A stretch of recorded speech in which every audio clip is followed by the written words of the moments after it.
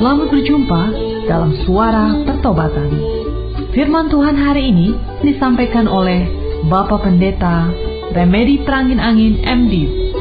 Selamat mendengarkan.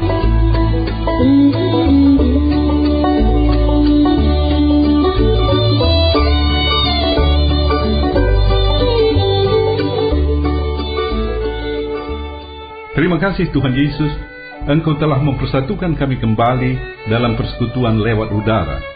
Kehadiran-Mu dalam Roh-Mu yang kudus di ruangan di mana kami berada membuat si iblis tidak berdaya sama sekali untuk mengganggu konsentrasi kami. Pada hari ini kami masih rindu belajar untuk lebih akrab dengan-Mu berdasarkan kesaksian hidup Daud. Roh-Mu yang kudus memberi pencerahan agar mata rohani kami terbuka sehingga kami mampu melihat betapa indahnya hubungan kami dengan Engkau. Berbicaralah Tuhan, kami siap mendengarkan dan diberkati oleh firman-Mu. Terpujilah nama-Mu dari kekal sampai kekal. Haleluya, haleluya, amin. Shalom, apa kabar saudara? Senang bertemu di udara. Saya berharap agar saudara selalu dalam keadaan sehat, damai, sejahtera, sukacita, dimanapun berada. Apakah sedang di rumah, di tempat kerja, mungkin dalam perjalanan, atau melakukan kegiatan tertentu, atau sedang dirawat di sebuah rumah sakit. Semoga program ini memberkati saudara, menemani di kala kesepian, menghibur di saat berduka, memberi semangat di saat hati terasa lesu, memberi kekuatan di saat lemah, memberi visi sewaktu ada kegelapan dalam perjalanan hidup. Semoga program ini menjadi berkat di dalam kehidupan kita semuanya. Tuhan Yesus memberkati kita melalui firman-Nya. Saudara-saudara yang dikasihi Yesus Kristus, 2 minggu sebelumnya kita belajar tentang bagaimana caranya berhubungan lebih akrab dengan Tuhan. Saya mengatakan minggu-minggu lalu bahwa apabila kita punya seorang teman, seorang pejabat, seorang yang punya kuasa, misalnya gubernur, menteri, bahkan seorang presiden, banyak sekali keuntungan yang bisa kita peroleh. Dalam kaitan ini, bagaimana jika teman akrab kita itu, teman yang kita bisa berkomunikasi, adalah seorang yang beribu-ribu kali lebih berkuasa dari seorang presiden? Kalau kita bergaul akrab dengan Tuhan, oh, betapa besarnya keuntungan, kemudahan, fasilitas yang kita dapat. Tidak bisa kita bayangkan. Kita memperoleh kehidupan yang berkemenangan, penuh sukacita, damai, sejahtera, yang jauh lebih tinggi nilainya dari uang atau harta benda berapapun besarnya. Bergaul akrab dengan Tuhan adalah kunci hidup berbahagia. Bergaul akrab dengan Tuhan mengalirkan berkat berlimpah dari perbendaharaan surgawi yang tidak terhitung banyaknya. Berkat itu real, nyata, terutama secara rohani, tetapi juga secara jasmani, baik di dunia tempat kita hidup sekarang maupun di dunia kekal masa yang akan datang. Ya, memang bicara soal berkat, pengertian kita selalu bersangkut paut dengan berkat jasmani. Kalau seorang berkata saya diberkati, pada umumnya yang dimaksud berkat itu adalah pertambahan harta, pertambahan aset, kemajuan dalam pekerjaan, pendidikan, dan lain sebagainya. Tetapi pengertian berkat dari Tuhan lebih dari itu semuanya. Ada berkat rohani yang tidak terhitung nilainya. Keselamatan yang kita peroleh adalah sesuatu yang tidak bisa dibandingkan dengan uang berapapun besar dan jumlahnya. Berkat dari Tuhan, sukacita, damai, sejahtera, itu sesuatu yang tidak bisa dibandingkan dengan apapun yang kita miliki di dunia ini. Kalau Tuhan memberi kita kesehatan saja, itu pun sudah tidak bisa dibandingkan dengan harta dan kekayaan. Apa gunanya kita memiliki harta dan benda, tetapi kita tidak sehat, kita tidak bisa makan ini dan itu, kita tidak sanggup bepergian ke sana dan kemari, kita tidak sanggup beraktivitas? Tidak ada artinya. Berkat dari Tuhan mengandung juga pengertian bahwa kita punya kuasa untuk menikmati. Semua itu kita peroleh bila kita bergaul dengan akrab. Hidup sukacita, damai, dan sejahtera di dalam Tuhan melingkupi dimensi rohani dan dimensi jasmani. Dan ada hubungan yang jelas antara kehidupan rohani dan kehidupan jasmani. Kehidupan rohani yang baik memberi dampak bagi kehidupan jasmani yang baik.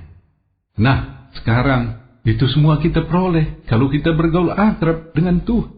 Semua kita tentu ingin bergaul akrab dengan Tuhan. Ada amin, saudara? Puji Tuhan, puji Tuhan. Bagaimana caranya bergaul akrab dengan Tuhan? 2 minggu yang lalu, berturut-turut kita sudah belajar dari tokoh-tokoh Alkitab. Pertama dari Yusuf, yang kedua dari Daniel. Dan pada hari ini, saya mengajak kita semuanya untuk belajar kembali dari seorang tokoh Alkitab yang bernama Daud. Firman Tuhan yang menjadi acuan kita, terutama dari kedua kitab Samuel dan kedua kitab Raja-Raja. Kalau seandainya kita pelajari dengan tokoh Alkitab siapa Tuhan bergaul lebih akrab, saya secara pribadi mengatakan Tuhan paling akrab bergaul dengan Daud. Saya katakan demikian karena namanya sering disebut-sebut Tuhan walaupun Daud sudah meninggal. Dalam banyak kesempatan, walau perjalanan umat Israel dan sikap rajanya tidak menyenangkan hati Tuhan, namun ia masih memperhatikan mereka karena Tuhan mengatakan ia mengingat janjinya dengan Daud. Pada waktu Salomo, putra Daud, berubah setia kepada Tuhan, oleh karena hati Salomo dipengaruhi allah-allah lain, Tuhan berfirman kepada Salomo bahwa ia akan mengoyakkan kerajaan Israel. Ia akan memecah kerajaan Israel. Tuhan berkata dalam 1 Raja-Raja 11 ayat 12 dan 13, hanya pada waktu hidupmu ini, aku belum mau melakukannya oleh karena Daud ayahmu. Dari tangan anakmu lah aku akan mengoyakkannya. Namun demikian, kerajaan itu tidak seluruhnya akan kukoyakkan daripadanya. Satu suku akan kuberikan kepada anakmu oleh karena hambaku Daud dan oleh karena Yerusalem yang telah kupilih. Pada waktu Tuhan memperpanjang usia Raja Hizkia, Tuhan berkata dalam 2 Raja-Raja 20 ayat 6, aku akan memperpanjang umurmu, aku akan memperpanjang hidupmu 15 tahun lagi, dan aku akan melepaskan engkau dan kota ini dari tangan Raja Asyur. Aku akan memagari kota ini oleh karena aku dan oleh karena Daud hambaku. Kembali, walau Daud sudah meninggal, Tuhan tetap menghormatinya, Tuhan tetap mengenangnya. Kerajaan Israel tidak dipecah Tuhan pada masa hidup Salomo, dan oleh karena Daud pula, sesudah Israel terpecah menjadi 2 kerajaan, satu kerajaan yaitu Yehuda tetap diperintah oleh raja dari keturunan Salomo. Oleh karena Daud, umur Hizkia diperpanjang. Pada waktu Tuhan datang melawat manusia di dalam anaknya yang tunggal Yesus Kristus, ia berkata dalam Yesaya 9 ayat 5 dan 6, sebab seorang anak telah lahir untuk kita, seorang putra telah diberikan untuk kita, lambang pemerintahan ada di atas bahunya, dan namanya disebut orang penasihat ajaib, Allah yang perkasa, Bapa yang kekal, Raja damai. Besar kekuasaannya dan damai sejahtera tidak akan berkesudahan di atas tahta Daud dan di dalam kerajaannya, karena ia mendasarkan dan mengokohkannya dengan keadilan dan kebenaran dari sekarang sampai selama-lamanya. Kecemburuan Tuhan semesta alam akan melakukan hal ini. Malaikat Gabriel memberitahukan kepada Maria bahwa ia akan mengandung bayi Yesus dalam Lukas 1 ayat 32. Ia akan menjadi besar dan akan disebut anak Allah yang maha tinggi. Dan Tuhan Allah akan mengaruniakan kepadanya tahta Daud, bapa leluhurnya. Tahta Daud tidak berkesudahan karena di atas tahta itu duduk Yesus Kristus. Kenapa Tuhan demikian menghormati Daud? Saya menyimpulkan ada 3 sikap hidup yang dimiliki Daud Dan saya percaya, kalau kita juga memilikinya, hati Tuhan senang membuat kita boleh bergaul akrab dengan Dia. Apakah ketiga sikap hidup yang dimiliki Daud itu? Yang pertama, ia taat pada perintah Tuhan. Melakukan apa yang benar di mata Tuhan. Dalam 1 Raja-Raja 14b, Tuhan berkata bahwa Daud yang tetap mentaati segala perintahku dan mengikuti aku dengan segenap hatinya dan hanya melakukan apa yang benar di mata. Daud tidaklah dilatih atau dididik di sebuah perguruan tinggi terkenal atau di sebuah sekolah teologi ternama. Tidak, ia sama saja seperti pemuda-pemuda lain pada zamannya, dari ibadah yang dilakukan di tengah keluarga atau masyarakatnya, dan apa yang ia dengar dari Isai, ayahnya. Tetapi Daud tidak hanya mendengar firman Tuhan, ia juga melaksanakannya dengan sungguh-sungguh. Dari sini kita belajar, tidaklah benar anggapan bahwa seorang harus banyak pengetahuan teologi supaya bisa melakukan perintah Tuhan. Tidak, semua kita bisa melakukan seperti apa yang dilakukan oleh Daud. Seberapapun firman Tuhan yang kita mengerti, itu sudah cukup sebagai landasan untuk melangkah sesuai dengan kehendak Tuhan. Firman Tuhan yang kita dengar di kebaktian minggu, atau di dalam persekutuan doa, atau dalam sebuah renungan pribadi, cukup menjadi petunjuk untuk digunakan dalam kehidupan sehari-hari. Ketika Daud dikejar-kejar oleh Raja Saul, Daud menjadi seorang pelarian yang bersembunyi dari satu gua ke gua lainnya, dari satu tempat ke tempat lainnya. Ada 2 kali Daud memiliki peluang untuk membunuh Raja Saul, tetapi ia tidak mau melakukannya, karena dalam anggapan Daud, Saul adalah orang yang diurapi Tuhan. Ketika ia sudah duduk sebagai raja di atas tahta kerajaan Israel, dan ia sudah memindahkan ibu kota pemerintahannya ke Yerusalem, salah satu keputusannya yang pertama adalah memindahkan tabut perjanjian dari satu tempat di Yehuda ke Yerusalem. Tabut perjanjian adalah satu simbol kudus penyertaan Tuhan atas umat Israel selama pengembaraan mereka di padang gurun. Pada masa sebelumnya, Raja Saul tidak melakukan hal ini. Dalam mengambil keputusan-keputusan yang penting, misalnya dalam suatu pertempuran menghadapi musuh, Daud selalu meminta petunjuk Tuhan. Ia selalu melakukan apa yang benar di mata Tuhan. Kecuali sekali, ketika ia berselingkuh dengan Batseba, istri Uria, salah seorang perwiranya. Dalam 1 Raja-Raja 15 ayat 5 tertulis, Daud telah melakukan apa yang benar di mata Tuhan dan tidak menyimpang dari segala yang diperintahkannya kepadanya seumur hidupnya, kecuali dalam perkara Uria, orang Het itu. Alkitab mencatat, kehidupan Daud tanpa salah, kecuali perselingkuhannya dengan Batseba, istri Uria. Walau Daud tidak dihukum mati oleh Tuhan akibat dosanya tersebut, tetapi akibatnya, sesudah perselingkuhannya dengan Batseba, berbagai prahara muncul dari keluarganya sendiri. Anaknya Abnom memperkosa Tamar, saudaranya lain ibu. Absalom, kakak kandung Tamar, merekayasa pembunuhan Abnom. Putra Daud, Absalom, melakukan kudeta terhadap ayahnya sendiri.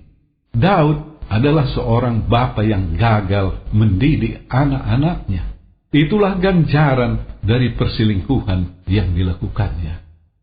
Selain dari peristiwa itu, Daud selalu melaksanakan perintah Tuhan dan apa yang benar pada pandangan Tuhan. Sikap kedua Daud yang menyenangkan hati Tuhan, ia punya hati menyembah dan memuji Tuhan. Daud punya hati bagi Tuhan. Dari 150 pasal kitab Mazmur, 34 diantaranya ditulis oleh Daud. Hatinya penuh penyembahan dan pujian bagi Tuhan. Dalam keadaan senang sukacita atau dalam keadaan tertekan dan berduka, ia menggubah kidung pujian atau menulis sebuah puisi.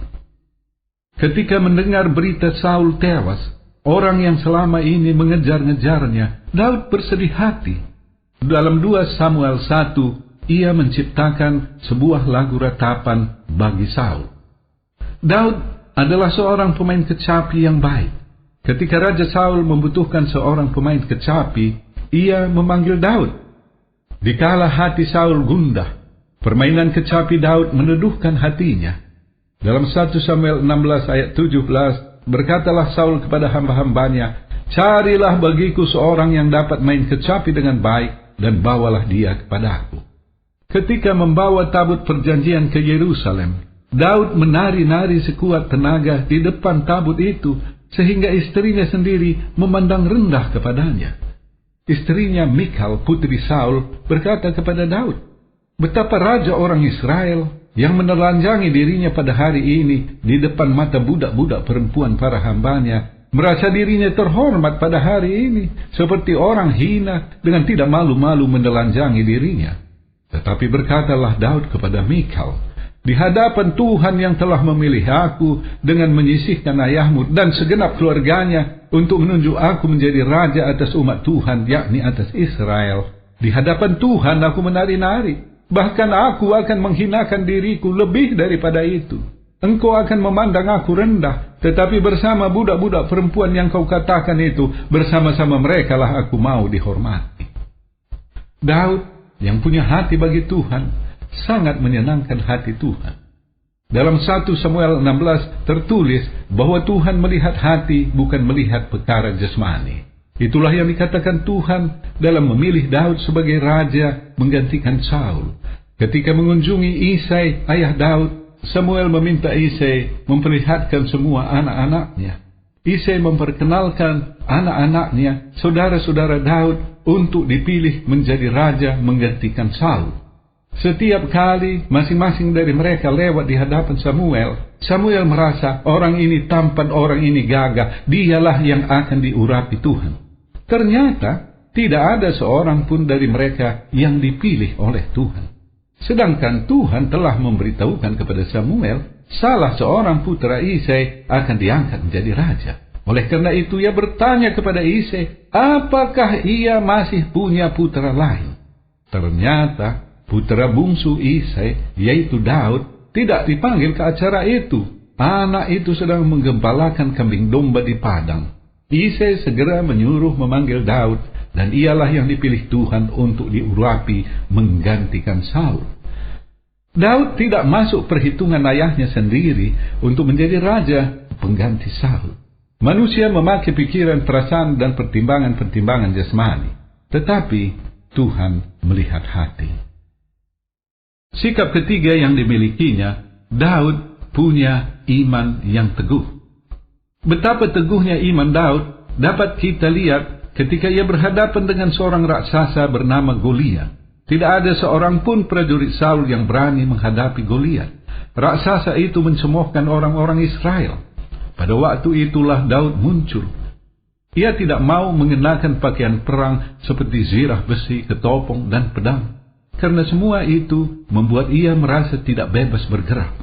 Dengan berpakaian seorang gembala dan hanya membawa tongkat gembala, tali umban, dan 5 batu licin, ia berkata kepada Goliat dalam 1 Samuel 17 ayat 45, "Engkau mendatangi aku dengan pedang dan tombak dan lembing, tetapi aku mendatangi engkau dengan nama Tuhan semesta alam." Iman Daud sebesar ini tidaklah muncul secara tiba-tiba. Ia sudah biasa hidup dalam iman dalam pekerjaannya di padang penggembalaan. Dalam menggembalakan kambing domba, apabila datang singa atau beruang yang menerkam seekor domba dari kawanannya, maka Daud mengejarnya, menghajarnya, dan melepaskan domba itu dari mulutnya. Baik singa maupun beruang telah dihajar oleh Daud. Daud berkata, "Tuhan yang telah melepaskan aku dari cakar singa dan dari cakar beruang, Dia juga akan melepaskan aku dari tangan orang Filistin itu." Iman Daud bertumbuh, dilatih oleh Tuhan, bukan di sebuah sekolah teologi, tetapi di tempat pekerjaannya sehari-hari. Demikian juga dengan kita. Latihan-latihan pendewasaan iman bukan Tuhan berikan di tempat-tempat pendidikan. Tuhan berikan di tempat di mana kita berada, di tempat di mana kita beraktivitas dalam kehidupan keluarga, pekerjaan, atau studi kita. Beriman dalam perkara-perkara kecil akan bertumbuh sehingga membuat kita memiliki iman dalam perkara-perkara besar.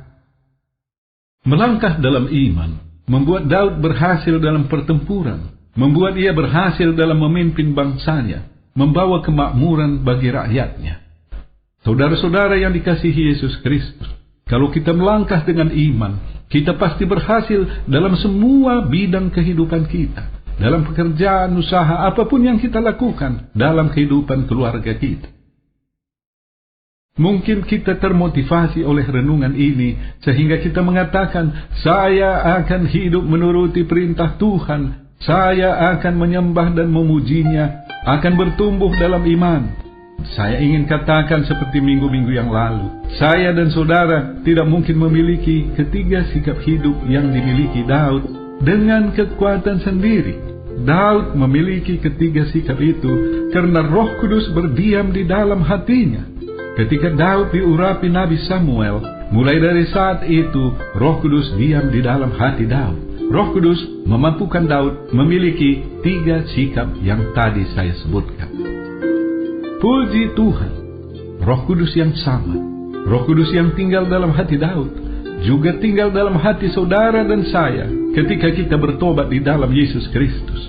Ketika kita menyadari dosa-dosa kita, menyadari jalan kita yang tersesat selama ini, perbuatan-perbuatan yang mendukakan hati Tuhan, kita menyadarinya dan kita bertobat, maka pada waktu itu Tuhan Yesus mengurapi kita dengan Roh-Nya. Kehadiran Roh Kudus menjadikan kita menjadi biji mata Tuhan, menjadi anak-Nya yang bergaul akrab dengannya. Tuhan Yesus memberkati kita semua berlimpah-limpah.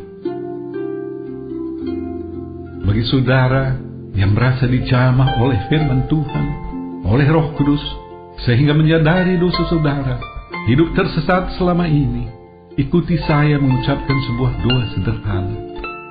Tuhan Yesus, ampuni aku.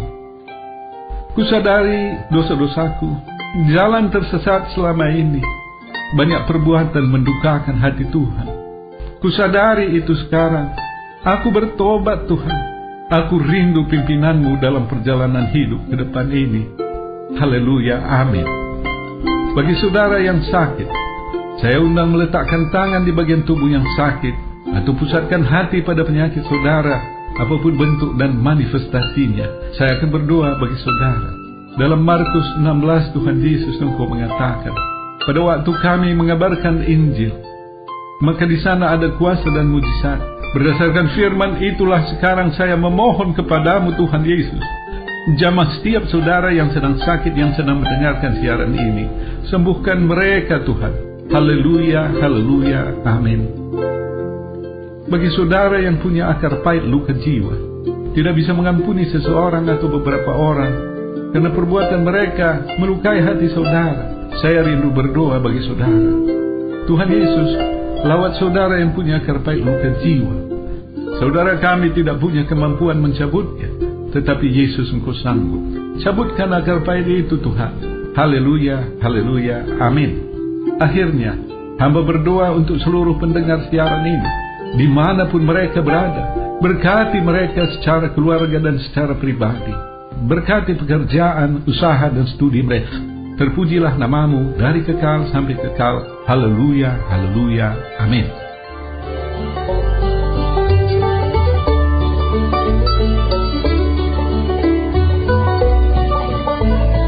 Kita sudah mendengarkan firman Tuhan yang disampaikan oleh Bapak Pendeta Remedi Prangin Angin MD.